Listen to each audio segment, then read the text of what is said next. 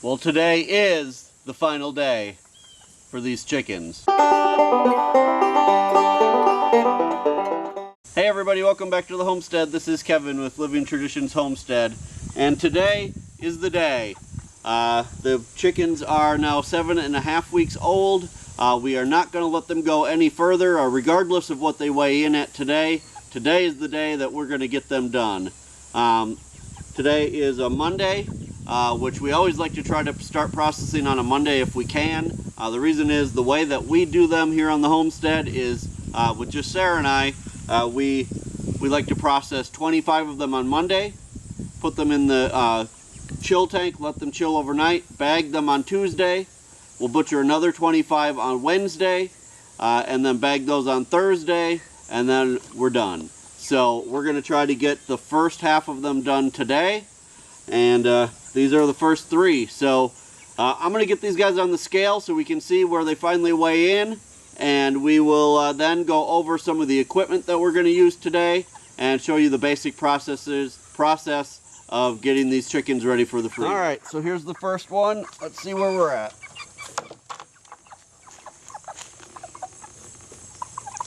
7.5 pounds. So we're still about, a half a pound short of that 8 pound that we were hoping for. But these are still a good sized bird, and we're going to be really happy with these. So let me grab another one and we'll see where that one. Let's see where this one's at. 7 pounds, 10 ounces. So almost 7.75 pounds. So, like I said, we're a little bit shy of 8 pounds, but today's the day. Today's the day that they are getting ready to go to the freezer, and so we are going to process these. Like I said, these are still going to be big birds when they're processed, probably somewhere in the 5 3/4 to 6 pound range, but we'll weigh them again after we process these first 3 and show you exactly where we're at. So let's go over to the processing area and we'll show you some of the equipment that we use. The first step in the process is actually dispatching the chickens. We use processing cones for this. We do 3 at a time. The reason that we do 3 at a time is because that's what our plucker can handle. Basically what you do is with the cones is you have the chicken. You're going to grab the chicken by the feet. You're going to put it head first down into the cone. You want breast side out. The head's going to come down here. And then all you're going to do is grab the head, and you're going to make a slit on both jugular veins, on both sides of the head, right below kind of, I guess, where like the jaw line would be. And that will allow the chicken to bleed out. And once they've bled out completely and are dead, then we'll move on to scalding. All right, so the next step after the chickens are completely dead is going to be to scald them. We use a propane burner and a big pot filled with water, and that's what we use to scald the chickens.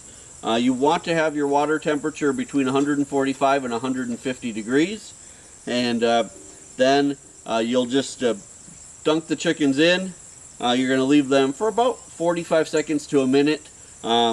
You'll test to see how one of the feathers comes out. Once they come out easily, you know that you're ready. And we'll show you this later in the video, but once that comes out easily, you know you're ready to move on to the next step, and the next step is plucking the chickens. So the next step in the process is plucking the chickens. If you do not have a plucker, at this point you'll hand pluck them. The easiest way to do that, and Sarah and I have plucked a lot of chickens and a lot of turkeys by hand, is to hang them by the feet and just start plucking away.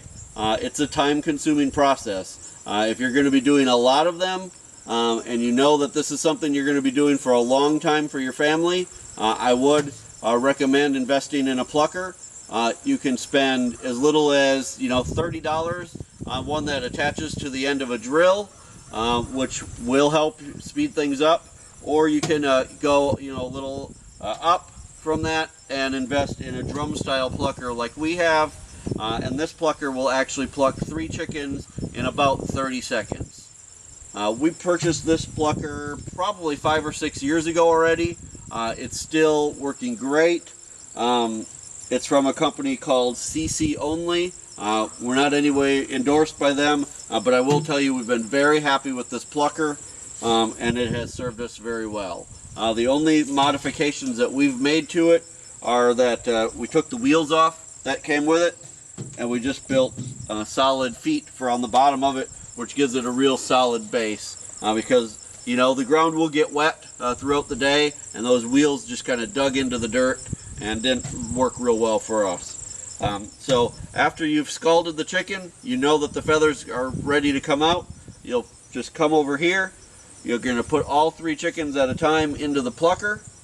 You're going to turn the plucker on. It's going to spin around. You're going to spray some water with a hose down inside. All those feathers are going to come off. They're going to come out of this chute right here. And we use a mesh tarp down on the ground. That allows the water to drain out, but it catches all the feathers, so at the end of the day, cleanup is real easy. And that's it. Once they're completely plucked, we move over to the station where I do my work, which is gutting them and getting them ready for the freezer. All right, so now we're at the last part of the process, which is where we gut the chickens and get them ready for the freezer. So what I've invested in is just a table that's a nice height. So if you're doing a lot of chickens over the course of the day, you're not bending over and really, you know, wearing your back out. I believe this was actually a table that is I bought on Amazon. I think it's really for filleting fish, but it works really well. It's made of a type of plastic that's easy to disinfect, easy to keep clean, and it's, like I said, it's a nice height, so you're not wearing your back out throughout the day. You also want to make sure that you have a good set of knives. I would recommend that you actually purchase some knives specifically for you know, gutting animals or for processing animals. You can get them at, you know, like a Cabela's or someplace like that. But invest in some decent knives. It will make your life easier, and they'll last you a long time. So you want some good knives, and then we just have a nice sink that we can you know, clean out easily as well. You know, all of this can be washed down good with bleach at the end to make sure everything is clean and disinfected for the next time. But this just, you know, is a place. It has a nice sprayer that I can spray off the table, and everything runs through a hose down into a ditch down, you know, away from where we're working to keep everything clean and dry. So those are the steps of the process. Now we're going to actually walk you through them. Again, I'm not going to show the actual killing on this part, but I am going to go get those 3 chickens and get those ready, and we'll start with the scalding. All right, so Sarah is scalding the chickens. Sarah, why don't you explain what you're doing? Well, basically, I have a hold of 3 of the chickens by the feet. In one case I have them by one, and some I have them by both feet, but whatever your hands can handle. And I'm just dunking them kind of up and down and kind of sideways to try to make sure that the water gets on all parts. So we're going to pull them up and see if one of their feathers, their wing feathers, comes free well enough. You want to test a wing feather because that's the hardest ones to get out. Those are coming out pretty easily, but I would give them just a few more seconds. Really, perfect scalding takes some practice to figure out how long you need to do it. I think that's about right. Because if you don't scald long enough, then your bird won't pluck. But if you scald too long, then you're burning the skin, and it's going to come apart in the plucker. All right, so now she threw all 3 of them in the plucker. We're going to get some water going and just turn the plucker on.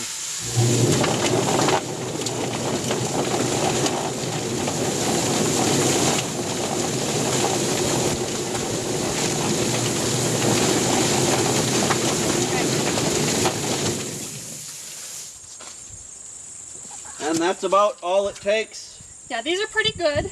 Then you take them out, and any remaining feathers, there are only going to be a few. If you're doing it right, you just pluck them off real quick, throw them down on your... Usually it's these long tail feathers and a couple on the wings. And that's about it. The rest is almost completely plucked. So yeah, that beats hand plucking any day, right. Let me tell you. So then these are ready to take over to the table to start gutting them and doing everything that we need to do before we move on to the next 3. Alright, so I've already removed the head. The next step in the process is to remove the feet. What you want to do is find where the joint is here, and you can just you can see where there's 2 bones and the joint is right in the middle. What I like to do is hold it so that there's a little bit of backwards pressure, and then I just take my knife and I start to cut right through that joint, and it should come right off very easily. Do that on this one too. So I hold it so there's a little bit of backwards pressure, and then once you start to cut, that'll just kind of open up and you can just cut right through with your knife. After you get the feet off, the next thing is to take the scent gland off the back, which is by the tail. You'll see right here above the tail there's this little bump. You want to cut that off. To be real honest, I'm not exactly sure why or what it does to the meat. I just know that you're supposed to cut it off, and so I always do.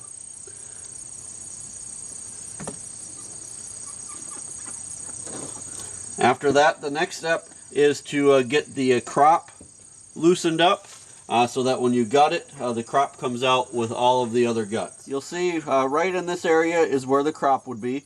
Now these chickens have not had any food this morning, so their crop should be empty. They haven't had food since we took it away at 7 o'clock last night. So you're going to grab this little bit of loose skin here, and you're just going to make a real small incision there. You don't want to completely destroy the skin because you want the skin to be able to be left for the breast meat when you cook it. So you just want to make a little incision there and then take your finger and stick it down in there, and you can feel where the crop is. And basically what you're trying to do at this point is just loosen that from all of the other tissue, and it's pretty slimy feeling, so it takes a little practice to get used to what it's supposed to feel like and exactly where it is.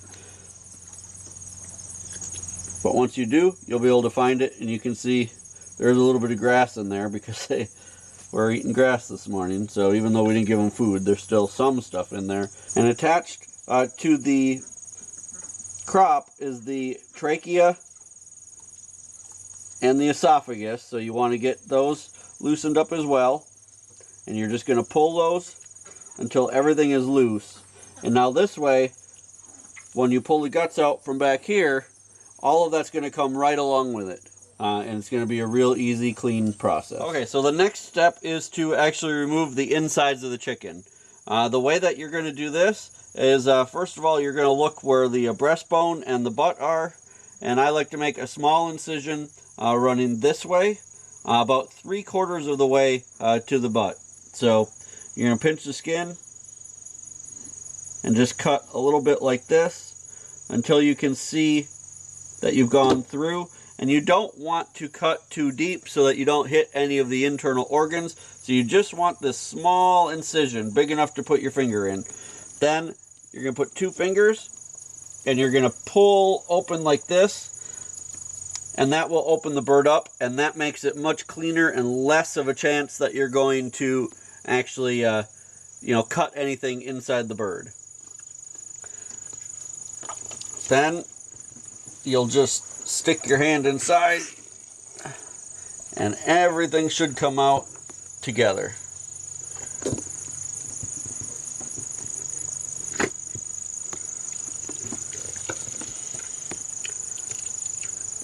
And there's that crop and the esophagus that we loosened before. And you'll see everything just came out nicely together. Now you're just going to grab here and cut on both sides of the butt.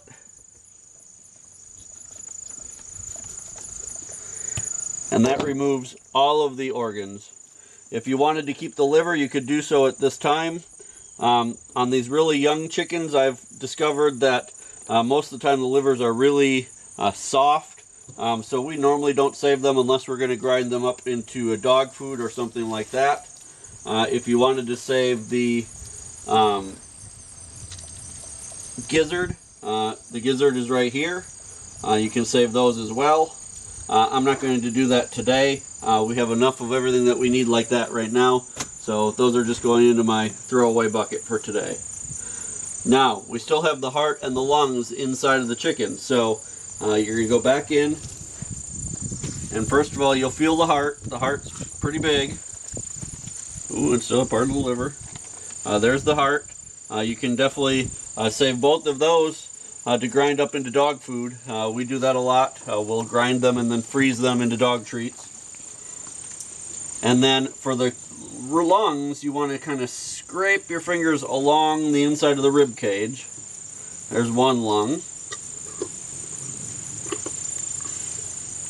There's the other lung. And then I just always like to double check and make sure that I've gotten everything out. Now we'll just take it over here to the sink. What I like to do is just hold it upside down like this. First of all, rinse off the outside, and then I like to just fill it up with water. And I close it up. Give it a good shake, which cleans up the inside really well. Look to make sure you've gotten everything that you need.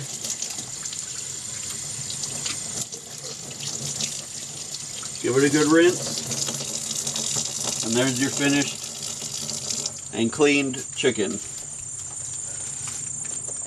Perfect for the freezer.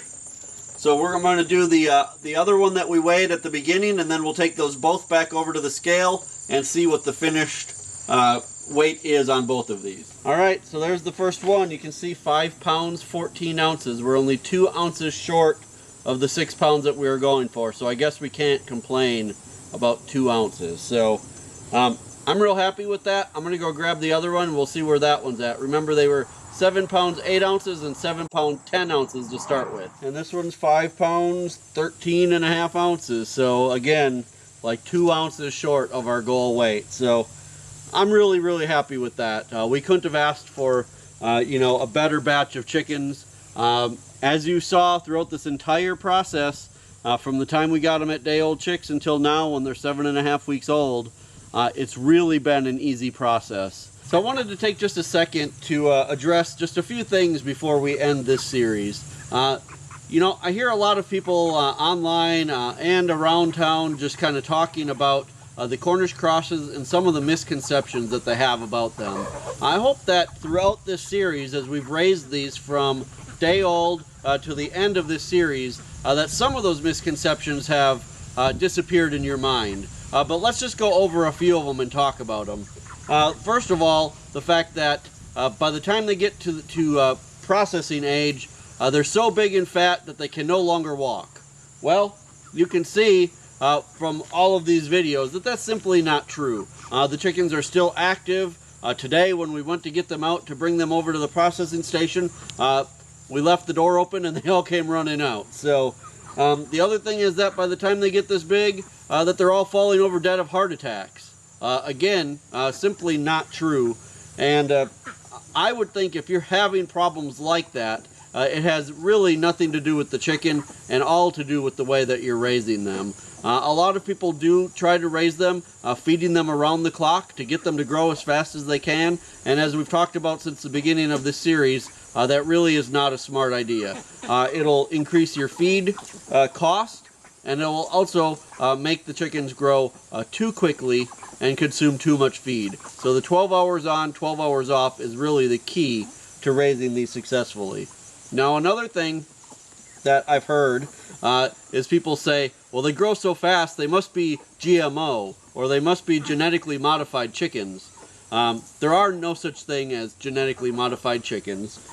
These are a hybrid cross chicken. They were developed out of 2 other chickens to produce a chicken over time that grows really fast, has a lot of breast meat, and simply put, is what people want.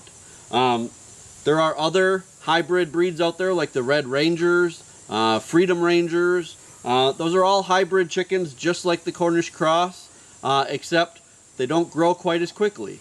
The reason we stick with the Cornish cross is A, because we love them, we think we have very good luck with them, and they grow quickly, which gives us the most amount of meat in the shortest time possible for the least cost possible.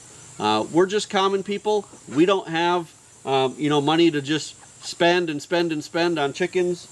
So we can't have a chicken that takes 6 months to raise or 4 months to raise. We like these because they get done quickly and we get a lot of meat for our family, and it's healthy, nutritious meat, so we don't have to go buy it in the store.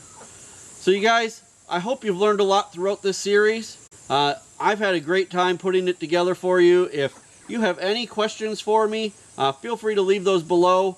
We'll try to do more series like this in the future of other things around the homestead, so don't forget to hit the subscribe button so you don't miss out on those as they come around.